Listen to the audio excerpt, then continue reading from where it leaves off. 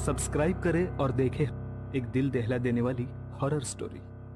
बिना घबराए bell icon press करना ना भूलें।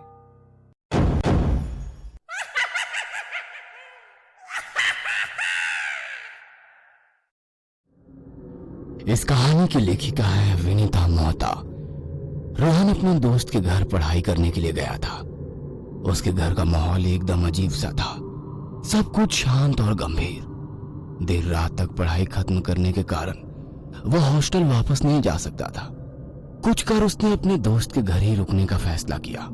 उसकी दोस्त की मां ने उसे एक कमरा जो ऊपर था रुकने के लिए दिया। कमरे में पहुंचते ही उसे अजीब सा डर लगने लगा। वह डर क्यों था ये उसे समझ में नहीं आया। देर रात तक वह सो नहीं पाया। जैसे ही उसकी आंख लगी उसे अपने करीब कोई साया महसूस हुआ। उसने आंखें खोलकर देखा तो उसके दोस्त की मां वैम्पायर के रूप में उसके पास खड़ी है। गर्दन पर अपने दांत लगाकर उसका खून पीने लग गई। इस पूरे घटनाक्रम के कारण रोहन बहुत डर गया और उसकी जोरों से चीख निकल गई। क्या हुआ रोहन, क्यों चिल्ला रहे हो? देवेश के उठाने पर रोहन की आंख खुली तो वो अपने हॉस्टल में था। इसका मतलब ये सपना था। सपना बड़ा ही डरावना था यार। अरे क्या हुआ, बोलो ना। कुछ नहीं यार, एक सपना देख रहा था, अब बिल्कुल ठीक हूँ। कहा था ना सोते समय भूत की फिल्म मत देखा करो, मगर तुम मेरी सुनते ही नहीं। सो जाओ चुपचाप, सुबह हमारी क्लास है। अगले दिन रोहन पूरी तरह नॉर्मल था। पूरे दिन स्कूल की एक्टिविटी में व्यतीत हुआ। रात को थक कर जैसे ही उसने बिस्तर पर अपनी आंखें बंद करी, कुछ देर बाद उसे वापस वही सपना आने लगा। डर के कारण दोबारा उसकी चीख निकल गई। क्या हुआ? देवेश फिर वही कल रात वाला सपना। कहते हुए रोहन डर के कारण पसीना पसीना हो रहा था। अरे परेशान मत हो, ये एक सपना ही तो है, सो जाओ, कुछ नहीं होगा। मगर उस रात के बाद रोहन कभी भी चैन की नींद नहीं सो पाया। हर रात उसे वही सपना आता। उसे समझ नहीं आ रहा था कि आखिर उस सपने का उसकी जिंदगी से क्या कनेक्शन है। वही डरावना सा घर, वही कमरा और वही उसकी माँ वैम्पायर बनकर उसके सामने खड़ी होती थी। कुछ दिनों के बाद उसकी क्लास में एक रवि नाम का लड़का पढ़ने आता है।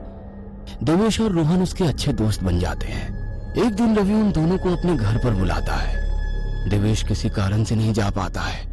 रोहन जैसे ही उसके घर पहुंचता है वह हैरान रह जाता है।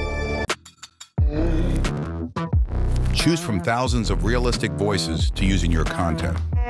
Change the way you से नहीं जा पाता है। रोहन जैसे ही उसके घर पहुंचता है वह हैरान रह जाता है, क्योंकि वह वही घर है जो वह हर सपने में देखता था। लगता है आज सपना हकीकत बन जाएगा।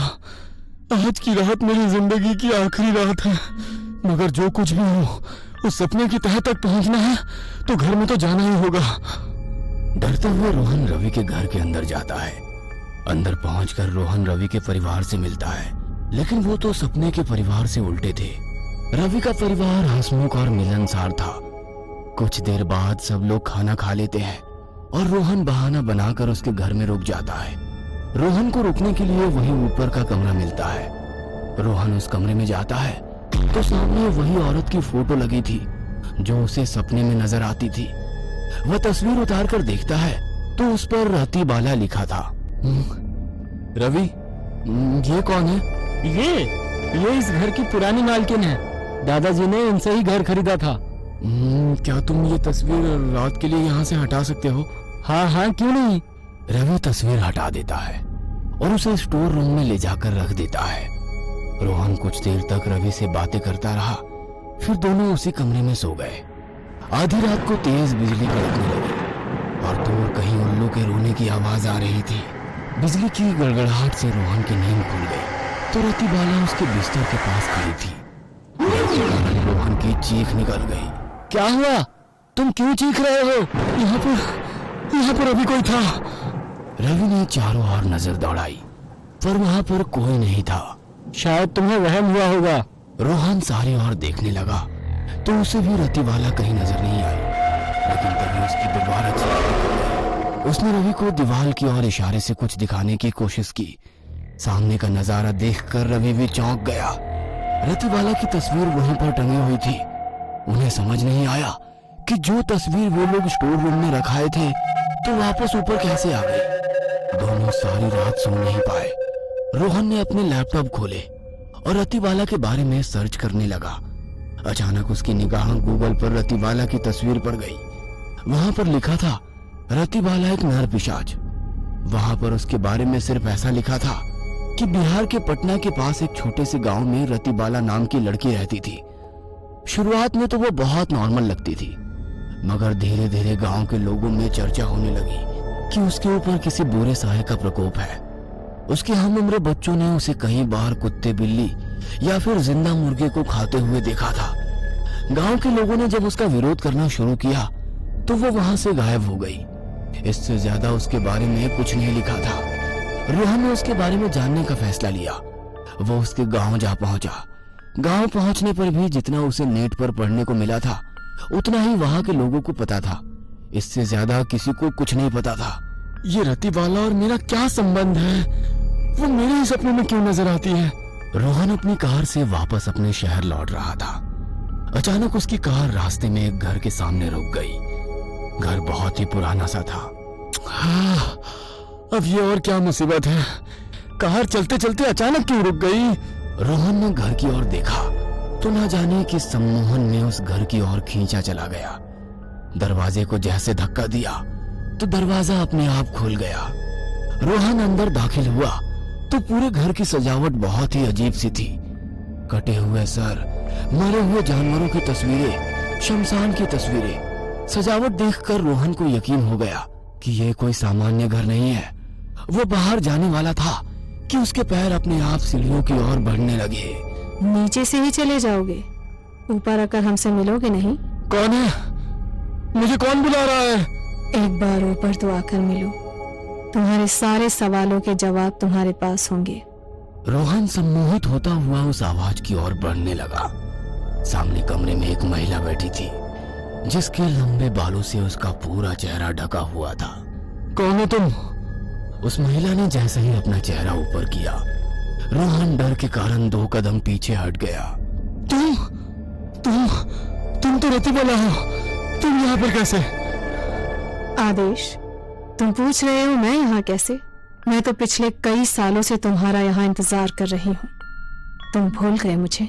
मेरा इंतजार कर रही थी? मगर क्यों? मैं तो हॉस्टल जा रहा था। अचानक मेरी कार यहाँ तुम्हारे घर के सामने कैसे रुक गई? आदेश, अब हमारे मिलन का समय आ गया है। अब तुम्हें सब कुछ याद करना ही होगा। मैं पिछले कई दिनों से तुम्हें तुम्हारे सपनों में आकर हमारे पिछले दिनों की याद दिलाने की कोशिश कर रही हूँ, मगर तुम हो कि तुम्हें कुछ याद ही नहीं आता।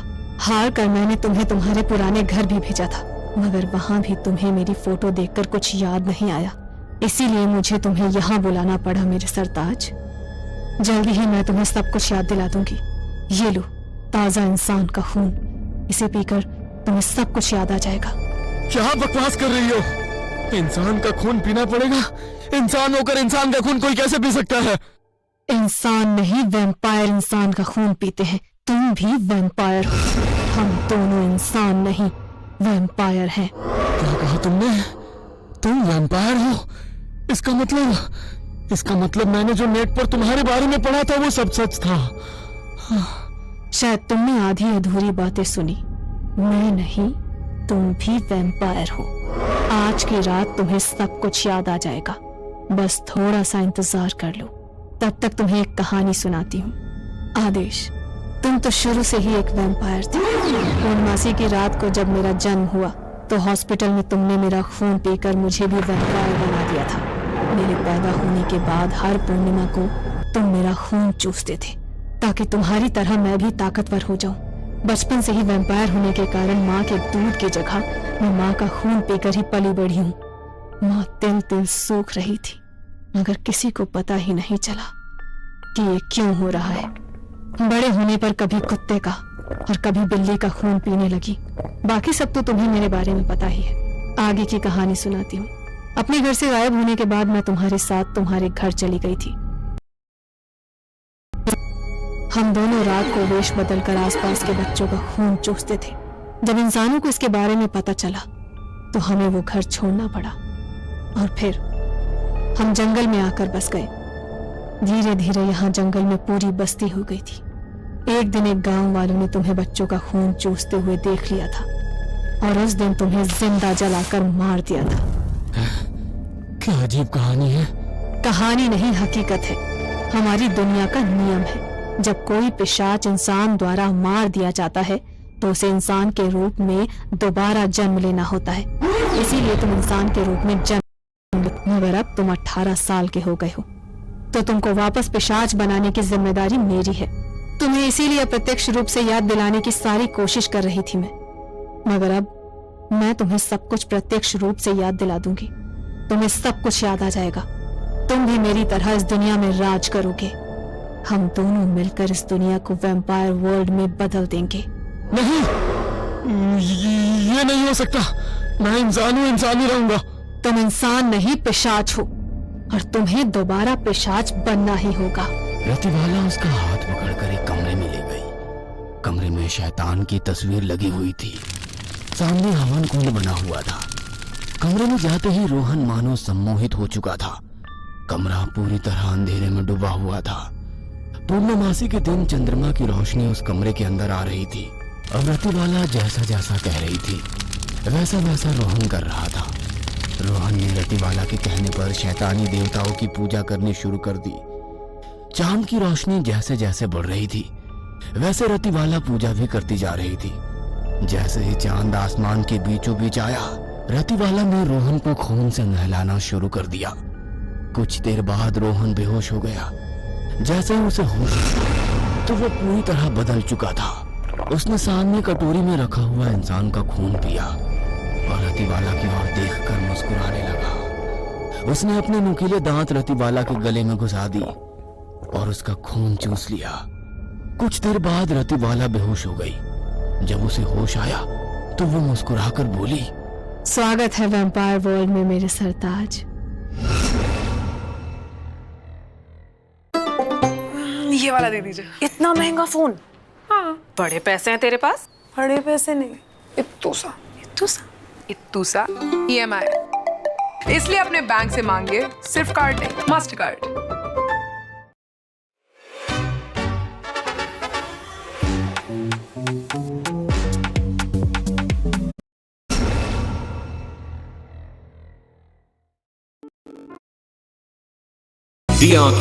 DRK